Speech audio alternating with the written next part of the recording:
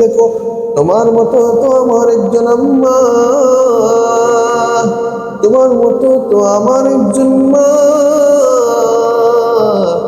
ওরে আম্মা জান, তোমার মতো তো হযরত শাহজালালের মা, তোমার মতো তো হযরত শাহপরানের মা।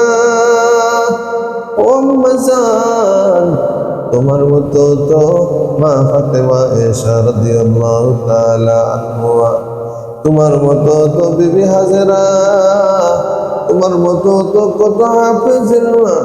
তুমি তো একজন হাফেজের মা হতে পারো রে আম্মা জান।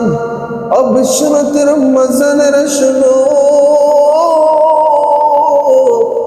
এখনো সময় আছে আম্মা জান। দুইটা পায়ে ধরে বলি এখনো সময় আছে গো আম্মা জান, এখনো সময় আছে। পেটের মধ্যে যেই সময় তুমি গর্ভবতী হইবা, এর পূর্ব থেকে তুমি পর্দা করো, পর্দার ভিতরে তুমি থাকো।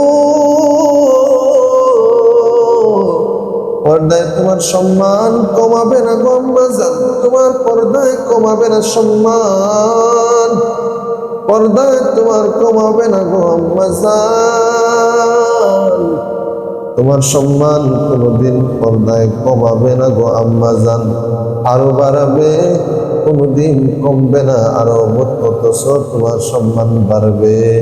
ও আম্মা জান, কে বলেছে হিজাব ছাড়া তুমি নিরাপদ? হিজাব ছাড়া তুমি নিরাপদ না গো আম্মা জান। তুমি যেই সময় তুমি হিজাব পরবা, পর্দার ভিতরে তুমি থাকবা, আমার আল্লাহ তাআলার পক্ষ থেকে তোমাকে আমার মালিক সব কিছু থেকে তোমারে আমার মালিক হেফাজত করে।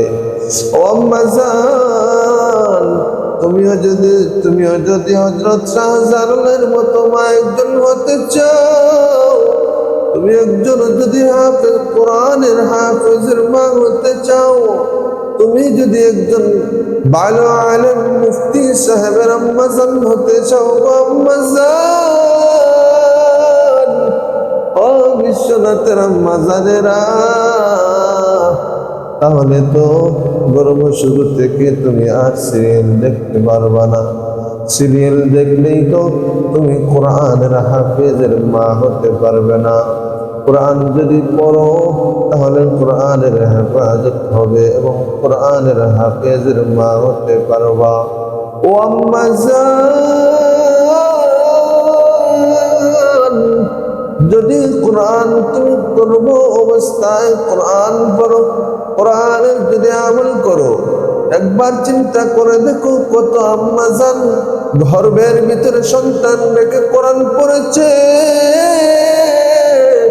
সব আম্মা জান দুনিয়ার জমিনে সন্তান প্রসব করার পরে কিন্তু ওই আম্মা জানের সম্মান বেড়ে গেছে, ওই আম্মা জানের সম্মান বেড়ে গেছে, আল্লাহর দরবারে সম্মান বেড়ে যায়। তাইলে তো বোঝা গেল কোরআনের সাথে সম্পর্ক রাখলে কোরআন তোমারে সম্মানিত বানায়। ও আম্মা জান, যে সময় তুমি কোরআন পড়বা, গর্ভ অবস্থায় যে সময় কোরআন পড়বা, এমনও ইতিহাস আছে কোরআন গর্ভ অবস্থায় পড়তে পড়তে সন্তান প্রসব করার পরে দেখা যায় ওই সন্তানের 18 পারা কোরআনের হাফেজ হয়ে গেছে। এমনও সন্তান আছে গো মা,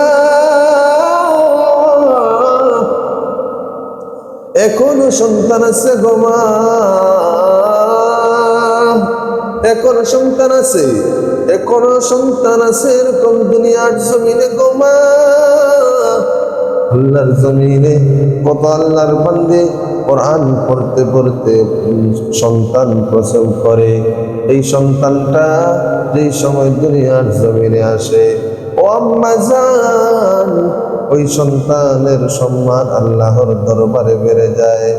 সেই সাথে কোরআনের হাফেজ হয়, না হয় মাওলানা মুফতি হয়ে যায়, না হয় দুনিয়ার জমিনে আমার মালিক এই কোরআনের সম্মানার্থে এই বান্দার উচ্চ মর্যাদায় মর্জিত করে দেন।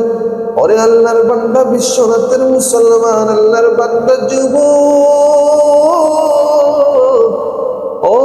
বিশ্বনাথের আম্মা জানেরা শুনো, প্রসব করতেছ, তোমার মতো তো আরো অনেক মা সন্তান প্রসব করতেছে। এখনো সময় আছে। যে বাংলা সিরিয়াল চালিয়া গর্ভ অবস্থায় এখন আমাদের আম্মা জানেরা কি করে জানো? আমাদের আম্মা জানেরা করে গর্ভ অবস্থায় জি বাংলা দেখে, সিরিয়াল দেখে, নাটক দেখে, 24-এর চ্যানেল দেখে, আর টিভি দেখে, সময় টিভি দেখে, আরো কত কিছু, যত আমি জানি না, যত আপনারা জানেন না, তারা তত চ্যানেলের নাম জানে।